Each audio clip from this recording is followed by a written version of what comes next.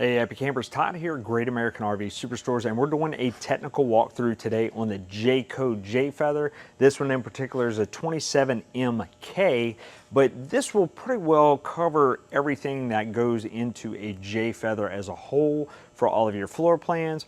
The only difference is some of these components may be located in some different spots throughout your unit, but I'll try to give you a good idea of where that can be. So we're going to start up front. Let's go. All right, so we have our front cap lights right there. You'll see that in our compartment right here, that light switch there. We have our battery box there in the back, along with our junction box for all our 7-way and everything that we're going to go over in a minute. And off to the other side, we're going to see these resettable breakers right here. These are generally going to be from slide outs and stuff. We'll notice right on the side of it here, we can see that little black button right there. This is a manual reset 12-volt breaker. So we can see here 20 amp, 20 amp. That is for both of these. If they are to trip out, so let's say they trip because our slide out over amps, we're going to come over here and push this little black button. If it immediately pops back out, that means it's still too hot. When you let it sit for a second, reset it, and then go try that appliance again and see if it doesn't begin to operate. But these have to be manually reset. They're not the automatic ones. So just keep that in mind. If it does continue to happen, you need to bring it to the shop so we can figure out what's going on.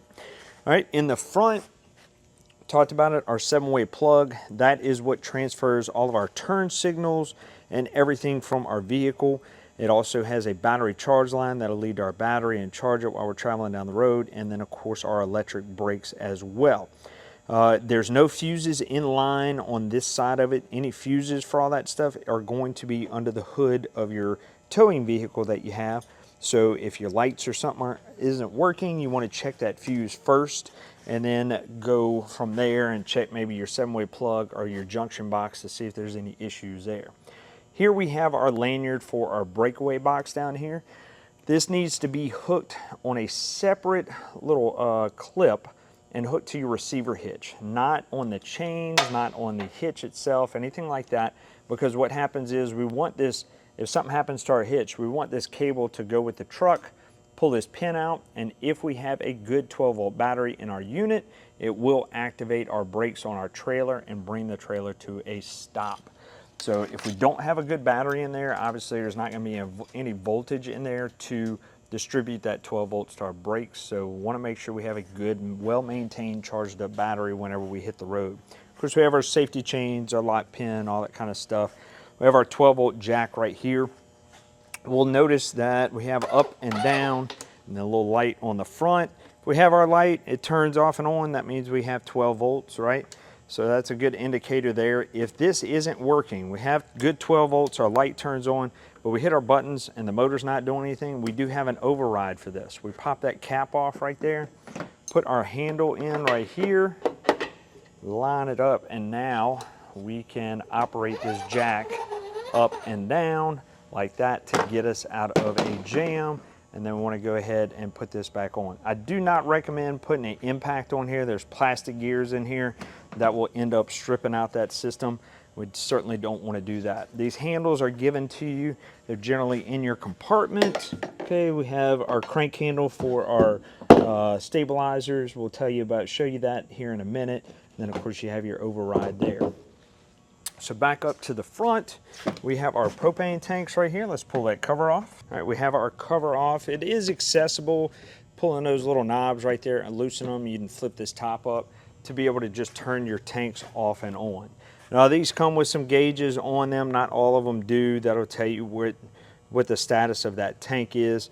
If we follow our pigtail right here, that's going to lead to our regulator. Want to check these pigtails for any cracking, decay, or anything like that. Change them out as soon as you start to see that, because that can bring you to the point of a leaking system. It's propane, it's flammable, it's dangerous, so want to stay on top of that kind of stuff, and it's a good idea to go ahead and get leak checks on your system done once a year.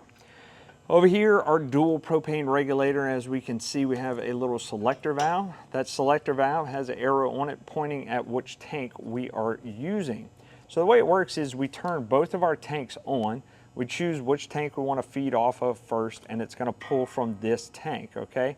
So pulls until it goes empty, at which point we'll get a little red indicator right here. And then it's going to automatically swap over and start pulling from this tank, of course, until it runs dry. Or if we notice it has a red indicator on it, we can pull this tank off, get it filled. And while we do that, swap it over, use the rest of this tank, and then it'll swap over to this one as a new secondary. Real simple use right there. That is your dual propane regulator. All right, moving over to the side right here, we have our marker lights. If we notice on there, we are pre-wired for that Furrion backup camera system, which will also give you your turn signal systems on here, or side cameras more or less. So you can have 3 cameras on your unit whenever you are traveling and be able to see next to you. So all pre-wired in there. Not much to see in our compartment as we looked earlier. We do have our pre-wire for our inverter system, so that's that 110 wire going right here. What an inverter does, it changes 12 volts to 110. So our 110 can feed off of our battery if we don't have a shore power or something. We want to operate a TV, small appliances, coffee maker, cell phone chargers, stuff like that. You can upgrade, add that inverter system in here, and you can pull off of your battery bank, okay?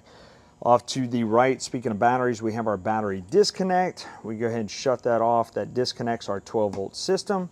Turn it one more time, and we can actually pull that key out. That way you don't have to worry about anybody messing with it if you don't want to. So on our battery disconnect, when do we use it? We use it when we're storing our unit unplugged. So we're trying to conserve the battery power on our battery by disconnecting it. That way, none of the unit is using that 12 volts, right? When we are charging it, or anytime we are plugged in, we need to have that 12 volts on. That way, number one, we can use it. Number two, that converter system is actually charging the battery. Even if you are not plugged in, but you are using your unit dry camping, we want to have this on. So the only time we have it off is when we're storing our unit unplugged. Right, moving down real quick, we have our stab jacks right here. These are stabilizer jacks only, not levelers.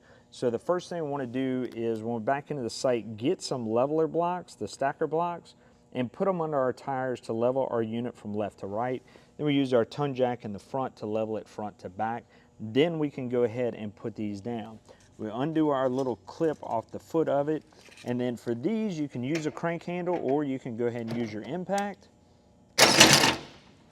Drop it down. We see our leg has dropped. We can go ahead and pull this lever right here. And now we can adjust how we want that down. Now, we want it at a fairly decent angle like this, about a 45. Whenever we adjust that, now we can go ahead and tighten this up. That's pretty much all the weight we want to put on our system. You don't want to try to level your unit on it. You just want to put pressure on it to now stabilize our unit. So that's going to reduce the movement that we have on our unit whenever somebody moves around. So whenever we put it back, we go ahead and relieve that tension. And then we can slide this up.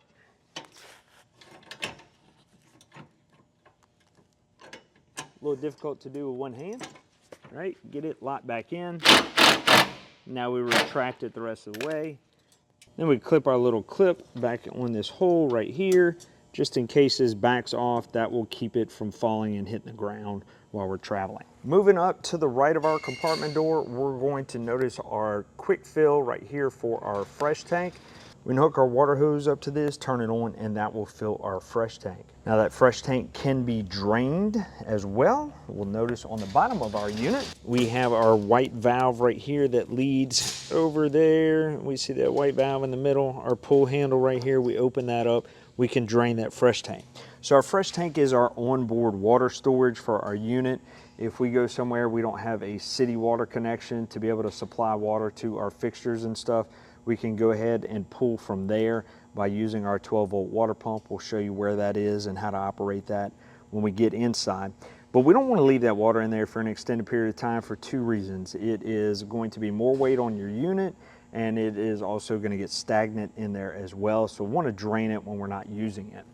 Up here, you're also going to notice like your VIN number and your tire pressure system. All that stuff is going to be right here, giving you your VIN, your weight.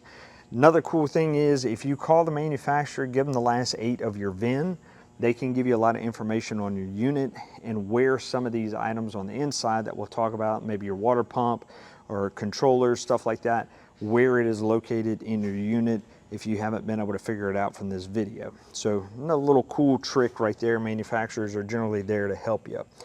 City water connection right here, that is if you do have a water faucet there at the campsite, we can go ahead and hook the water up to here, turn it on. That'll supply water to all of our fixtures on the inside. Down below that, we're going to have our black tank flush. Works the same way as our city water in the sense that we hook our water hose up to it, but it's going to lead to a jet port on our black tank system to help flush it out. Now let's talk about that. Our black tank system is where all of our sewage goes from our toilet. That tank always needs to have several gallons of water in it because that sewage, it's obviously solids, right? It can dry up in there as well as your toilet paper and get stuck in your tank. So we always want to keep a couple of gallons of clean water in there. So in order to keep that water in there, we need to close this handle and keep it closed all the time until we're ready to dump. So let's say we are ready to dump. We hook our sewer hose up there, run it over to our port, we pull our handle and we let it go ahead and start draining out. We can go to our monitor on the inside and watch the level go down, but you're still going to have a little debris in there, okay? That's when you hook your water hose up here, turn it on, let it start flushing through, and just keep your valve open, let it open it up. You can go ahead and close this valve off for a minute or so, let the water build up, and then empty out, and that'll help flush some of the sediment that's at the bottom as well. We go over a bigger tutorial on that in our helpful hacks section. You can check it out on flushing out your black tank.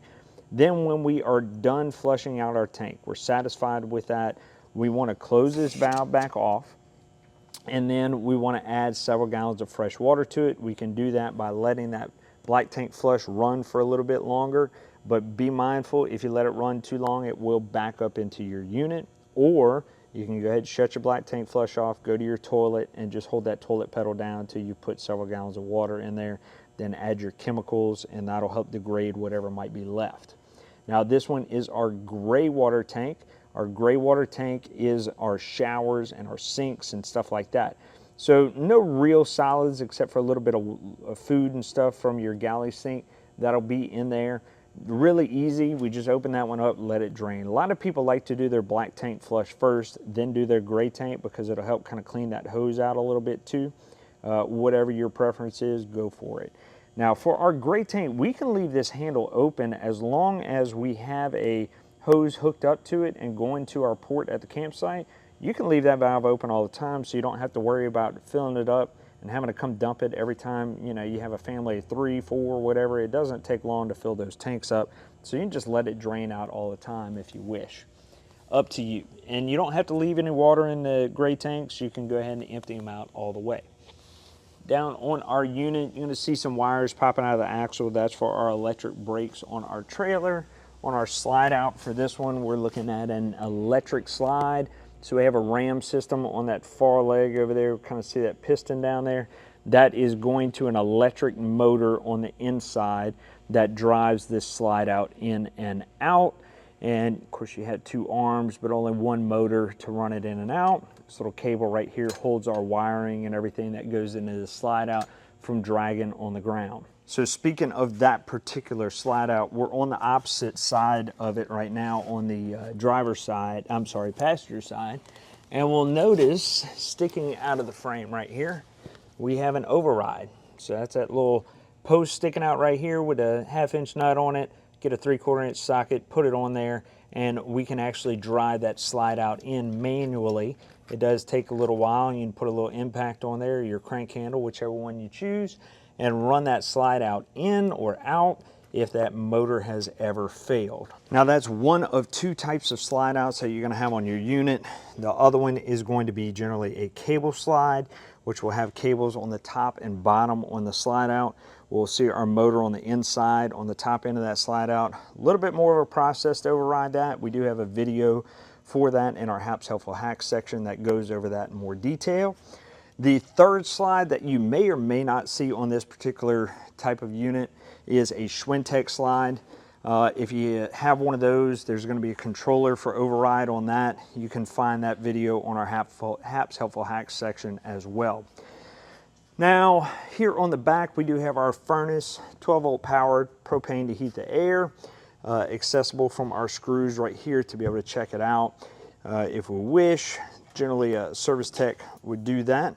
Of course, here we have our Furrion tankless water heater system, our on-demand water heater system. We'll notice in there we have our control board right here. We have our water flow valve, do minimum and maximum as far as the flow of hot water mixing into your system. Have a drain port down there, as well as a pop-off valve if this ever gets too hot. It'll safety measure, it'll drain out just with drips to keep it pressurized and keep that tank from blowing up. Also gonna have a little 12-volt fuse right here for your system, and then an on-off switch. That on-off switch is a technician switch, generally used by technicians when they're working on this system, just so they can go ahead and cut power to it. Now you will have some heat come out of here, so be mindful of that, as well as your furnace. Obviously propane to heat your water as well. 12 volts to go ahead and control and power that system up. Have your cable TV port right here on the side. Hook up to there, it'll lead to the inside, and you can scan for channels if you have cable there at the campground. On the back corner right here, we have another quick drop stabilizer. Works the same as our front one. Once again, just to stabilize your unit, not level it. And we're going to have on this particular unit a second gray tank valve. This is for our galley, so it leads to the same port up front, and we can just open it up and that'll drain out the water for that tank. Now, some units may have a completely separate port right here where you have to hook another hose to. Just depends on the floor plan. On the back of our unit, we're going to see our 50 amp power cord right here. To put it in, shove it in, turn it to the right, lock it in, tighten up that ring right there, that way kids don't actually accidentally pull it out. And then on the back over here, we have it plugged in our 50 amp service. Now we always want to plug this end in first before we plug the other end in. That way we're reducing any arcing or anything on this plug. You can mess that up. So good idea to do that first and then kick the breakers on the pole after you plugged it in. Receiver hitch right there at the bottom to put a basket or something on the back. Whatever you want for more storage. Obviously not equipped with lights or tow chains, so not intended for trailer use or boats or anything of that nature. Have our red and our blue line sticking out right here. That's our low point drains. We'll use that when we are winterizing our unit. That's where we want to go to start draining the water out of all our pipes and stuff. We have a video that goes over winterization, or you can refer to your owner's manual in that regard. Above that, outdoor shower, hot, cold, not much to talk about there. But one thing that you do want to know is in the event that you accidentally, you have a shutoff valve on that shower head, if you leave the hot and cold nozzles on and you just shut it off at the head of the shower, then that can actually mess up your tankless water heater system by actually mixing. It works as a mixer, and you may end up getting just lukewarm water in there. So you might want to keep that in mind. Make sure this is always off whenever you're done using it. Have your ladder on the back here that will get you to your rubber roof up top. That's important because every 60 to 90 days you need to check the rubber up there and your sealants to make sure they are not cracking, peeling, you don't have any damage in your rubber from any low-lying tree limbs you hit on the road, so on and so forth. It's your responsibility to keep up with all that. As well as all your sealant on the sides. Same thing, 60 to 90 days. Check all of your sealant. I don't care if you leave it in a barn, under a cover, anything of that nature, check your sealant. After the first 60 days or so, manufacturers don't participate in any repairs when it comes to water damage due to lack of maintenance. So you need to stay on top of it. A lot of people don't, and they complain about it, but that's part of owning a camper. I highly suggest you maintain that sealant on that unit. Just like changing the oil in your car, right? Up top, we are pre-wired for a backup camera system. It has 12 volts ran to it. Whenever you turn your running lights on your towing vehicle, that will power up your camera. You can see behind you while you're traveling down the road. Moving over to our other side, we talked about our cable slide system right here. Have another jack down there. Have our outdoor speakers here on the sides. And then of course we have a vent right here. That vent is for our microwave over our hood vent. I'm sorry.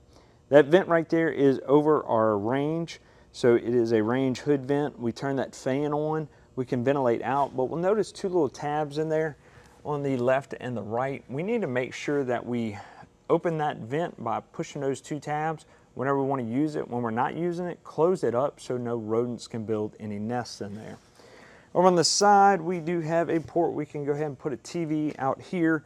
We have our cable antenna output right here to be able to hook to that TV. We can get antenna or cable from our cable port on the other side if we have one. GFCI protected outlet right here. We'll talk about GFCI when we get inside, but just know anything in a wet location is going to be GFCI protected. Outdoor speakers, we mentioned that. 12-volt awning, we have on this particular one, 2 of them. We'll go ahead and go over some information on that right now. All right, so on our control panel, we can see extend and retract for our awning. Just hit that button right there and that will roll it out. Now, oftentimes, I've seen a lot of people do it, they hold down that extend button and it will actually start rolling itself up, and people get a little confused, and then they go back and they look at their buttons and they say, well, when I hit extend, the awning goes in, and when I hit retract, the awning goes out. It just means that you rolled your awning up a little bit too far. So we always want that tube on the bottom side of our awning fabric. 12-volt awning wires are going to come in on the front side, front arm right here. Both of these awnings on this one will be the same. We have our lights controlled by our light switch on the inside. Wires come down and down our arm to our motor. Like I said, motor's always on the front. Now on both arms, you're going to see this little piece right here that hinges down and bends. Now that has pitched our awning from the back to the front, so now water can drain off of here. Light rain, condensation from our AC runoff, dew, stuff like that. Go ahead and it can roll off. We want to drain that off here so it doesn't puddle on the awning and collapse. If we do, that would be considered damage, and manufacturers aren't going to cover that. If you leave your unit for an extended period of time, I would go ahead and roll your awning up. High winds can damage it as well as heavy rains. So just be mindful of weather around you. Make sure you take care of your awning. You can do one of two things. Hit the button to retract it, or you can just go ahead and push that up and then go ahead and retract. We have our steps down here at the bottom. Want to make sure that our door is fully open whenever we take these steps off and up and down, because we want to make sure that that piece right there doesn't tear up our screen on our door. So to lock them in, pick them up, lock it in right there. Then we go ahead to let them down. We pull them down, and keep in mind our legs are extendable right here. We can go ahead and hit this little latch up right here, and now our leg will move up and down. And we do that because we want to make sure our steps are level.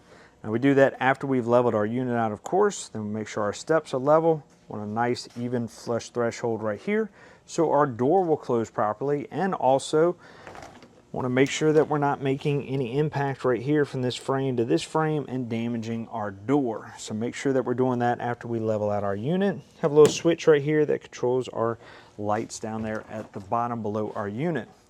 Now when we go inside, we have our little control panel right here. The control panel has our battery power, our fresh tank, our black and our gray multiples if you have them. This is a generic panel, so you may only have 2 black tanks and 1 black tank and 1 gray tank.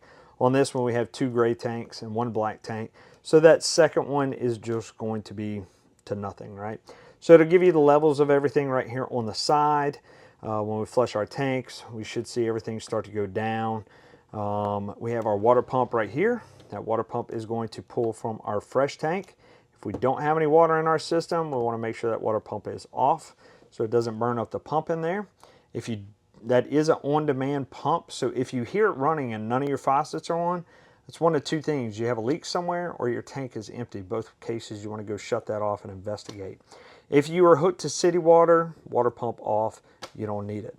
Living room lights, awning lights, all that stuff right here. Have all of our slide out and awning switches right here, extend and retract. Everything on this panel is 12 volts, okay? So if you have any issues, want to go to our 12 volt fuse panel that we'll see later.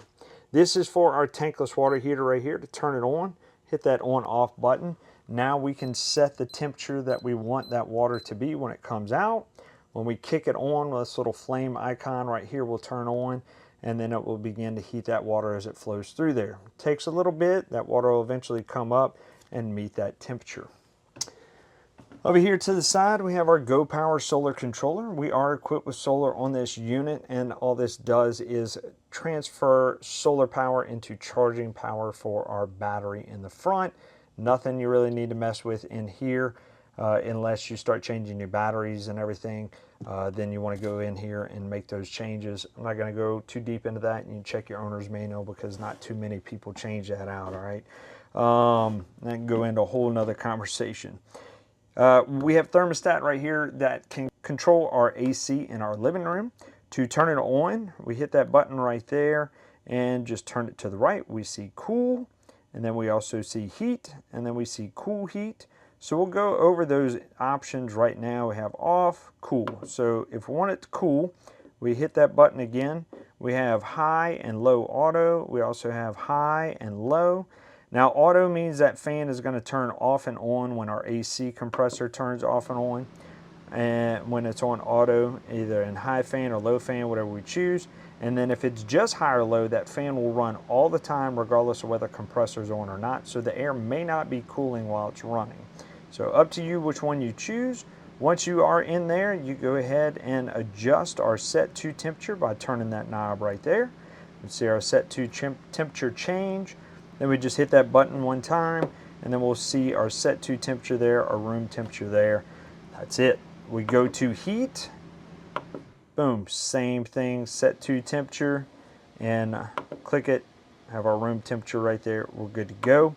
We can go to heat, cool, heat. Click that. Choose our fan option yet again, and then we just choose our temperature, and the system will decide what it needs to turn on to go ahead and balance out and keep it at that temperature. Use this if it's really cold in the mornings and hot in the afternoons, stuff like that, to be able to keep up with the proper temperature without having to go change it. Now, one thing I'll mention about our furnace for our heat, it's gas powered. It is only going to have one fan speed, so that's why it doesn't give you a fan speed there on the side whenever you initiate the heat. So just keep that in mind. Last thing is cool dry. Now what this is going to do, this is actually going to work as a dehumidifier and keep your unit from being humid on the inside, reduce moisture, stuff like that. So you can use that option as well. It works the same as your cool.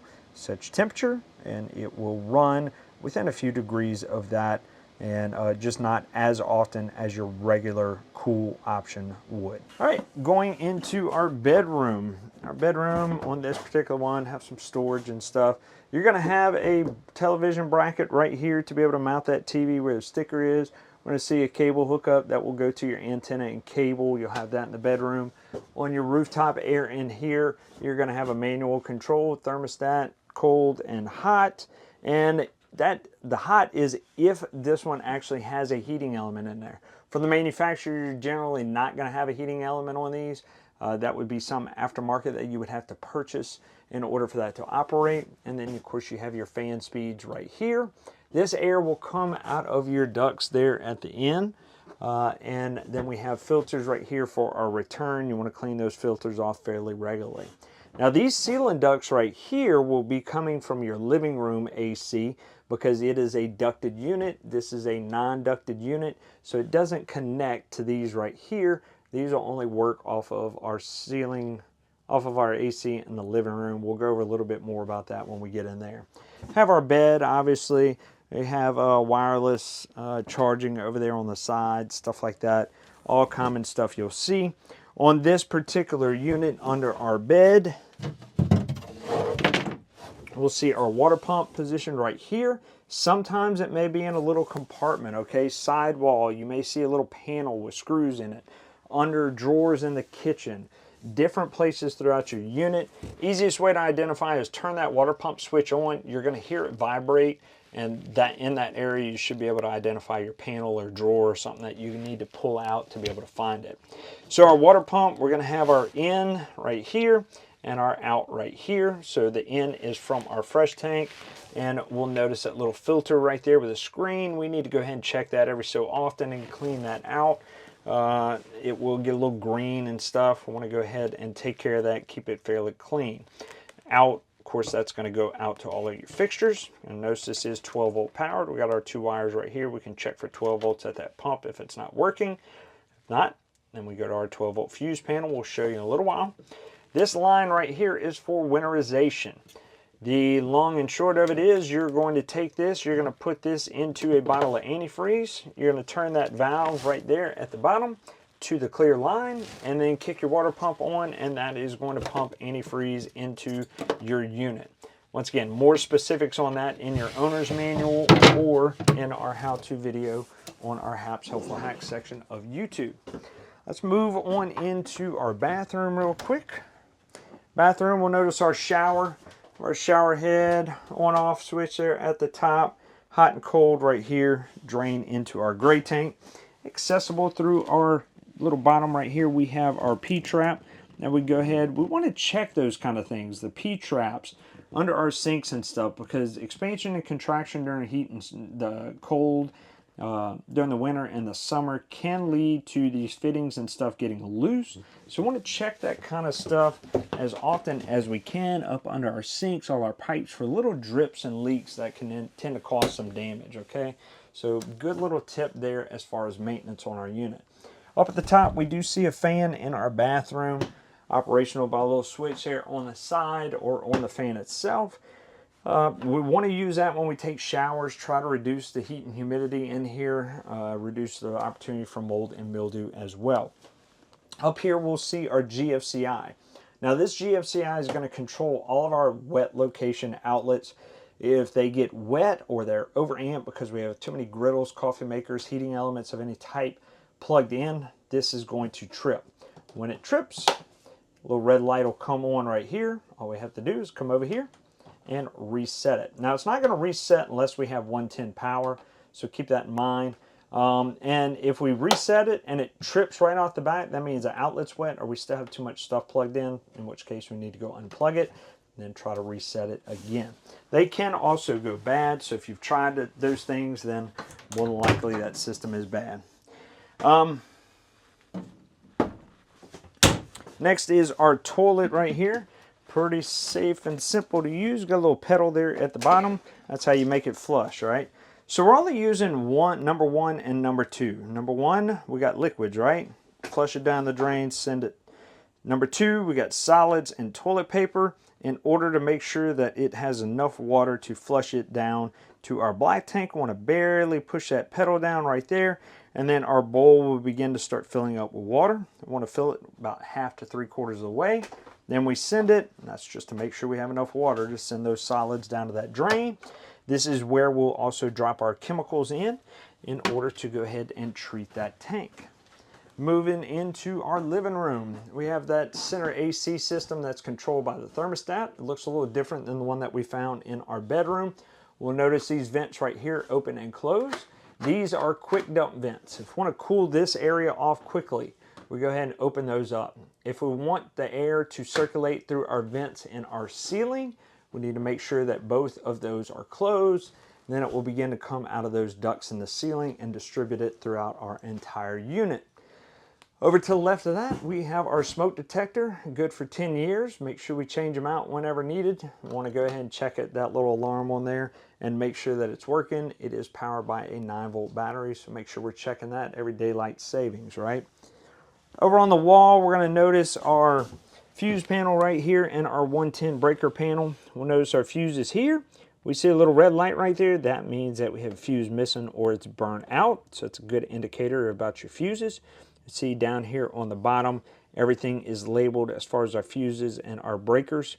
If we have any 110 issues, we want to come here first, check our breakers, make sure nothing's tripped. We don't find the issue here. We don't have any 110 anywhere in our unit, probably the breaker on the power pole. Same thing with our fuses. Come check here. We can go ahead and go through and see what goes to what. These fuses right here are for our converter system, for our protection. Our converter system is located in here. You'll hear a little fan run in there every now and then to keep those electronics cool. What a converter does is when we're plugged in, it is charging our battery. It changes 110 to 12 volts to charge that battery up in the front and keep it maintained properly. We have a little switch right here, a little button in there.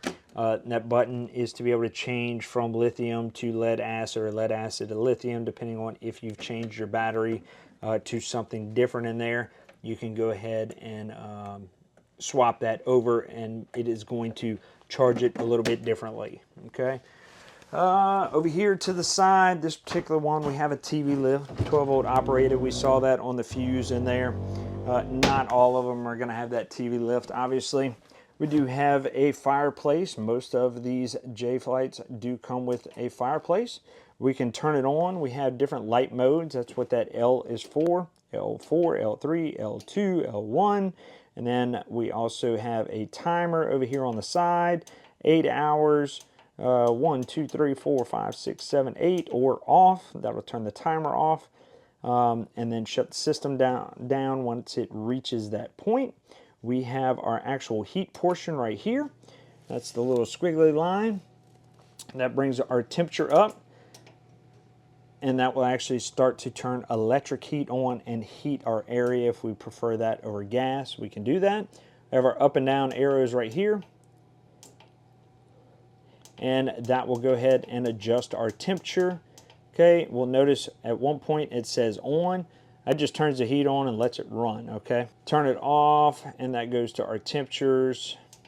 And then if we actually want the heat to turn off, we hold down that button right there and make sure nothing's on the display. Want everything to turn off, we hit that power button right there. This is 110 operated electric furnace right there.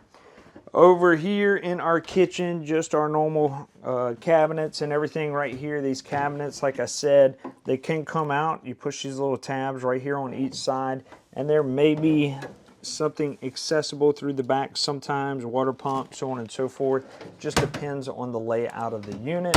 Not going to see anything on this one in particular because we do have it in a slide out. Over here, we have our IRV Technologies radio. Kick it on. You got your tunes, zone 1, zone 2, inside, outside. Have Bluetooth to be able to hook your phone up to it. You're also going to see this little port at the bottom. That is an HDMI port. If you want to hook up PlayStation or whatever that might have a HDMI DVD player, plug it in right there. It's already going to our TV on the back side, so you don't have to fight and find that HDMI hooked to the TV in there. Down below that, we're going to see our antenna boost and connection right here. This is our antenna connection on the side. A little hard to see. See if we can get an eye on it. Not really.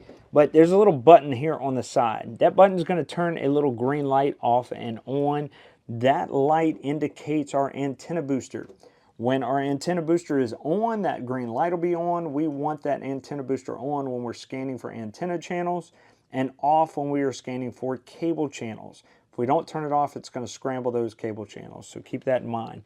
We do have a video that goes over how to scan for channels on cable and antenna in our HAPS Helpful Hacks section if you want to check that out. But like I said, that's going to the back of the TV as well, and then of course you have your 110 power for your TV plugged in the back over there. Moving on, we have our 110 microwave right here, plugged in on the side right there as we can see. We're going to have our hood range vent, turn a little light and then a fan on right there. All right, so this is our oven right here.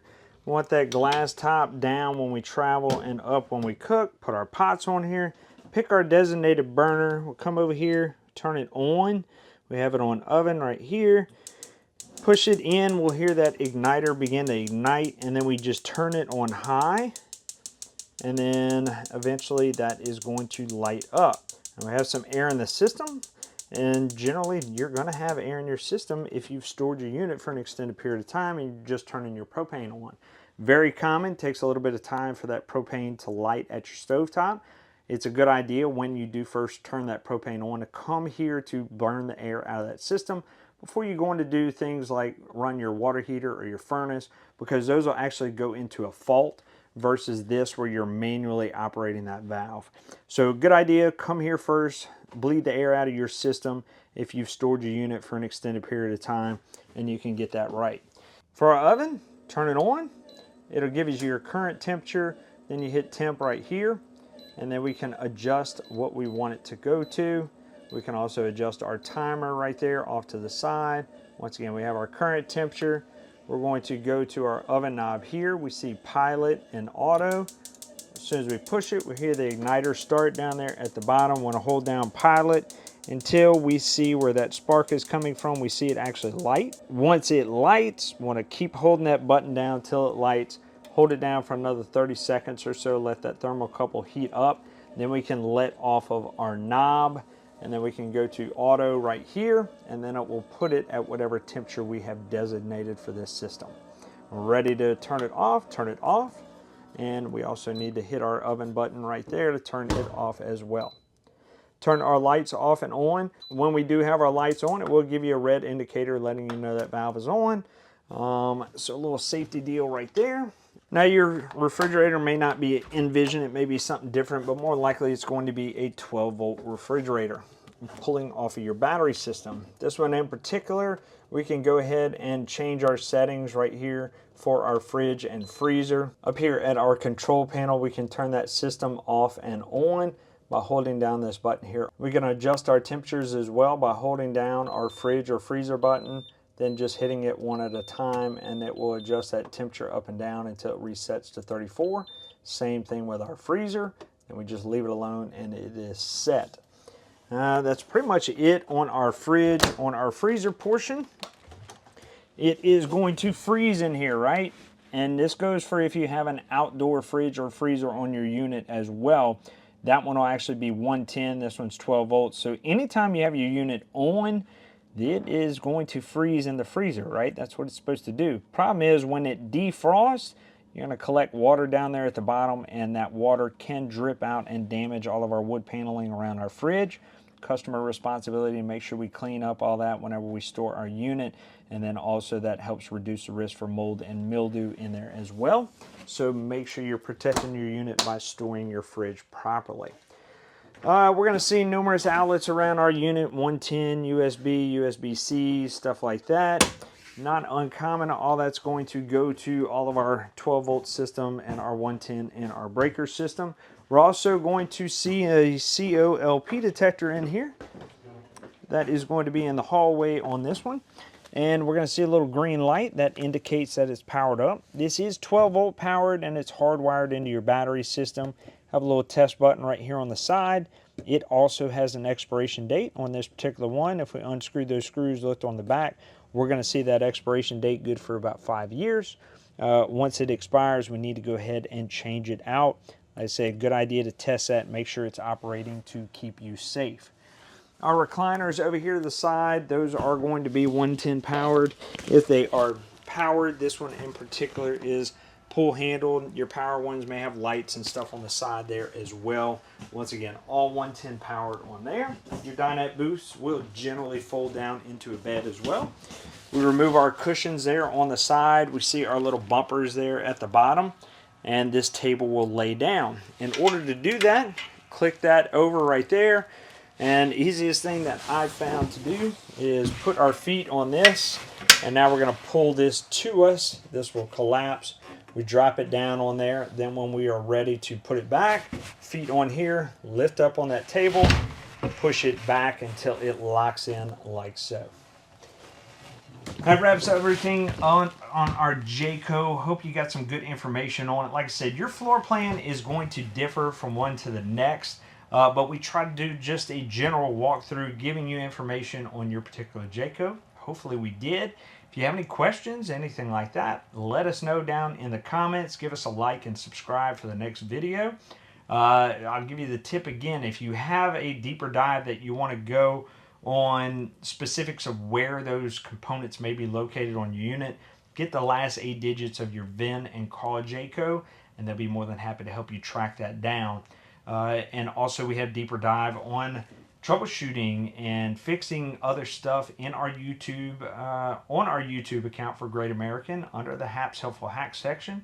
That's why it's a good idea to like and subscribe and keep supporting what we're doing for y'all. Thanks for watching here at Great American RV. We're bringing the how-to to you. Well, we hope you found that resourceful, but wait, there's more information on our Great American RV YouTube channel. This channel right here, find the playlist Hap's Helpful Hacks. We go over different products in this unit, and we'll take a deeper dive with more diagnostics, more information, as well as helpful tips when you're out camping. Tell your buddies, tell your friends, like, share, subscribe, do all those awesome things on YouTube, TikTok, wherever you found us. And keep watching here at Great American RV Superstores, where we bring the how-to you.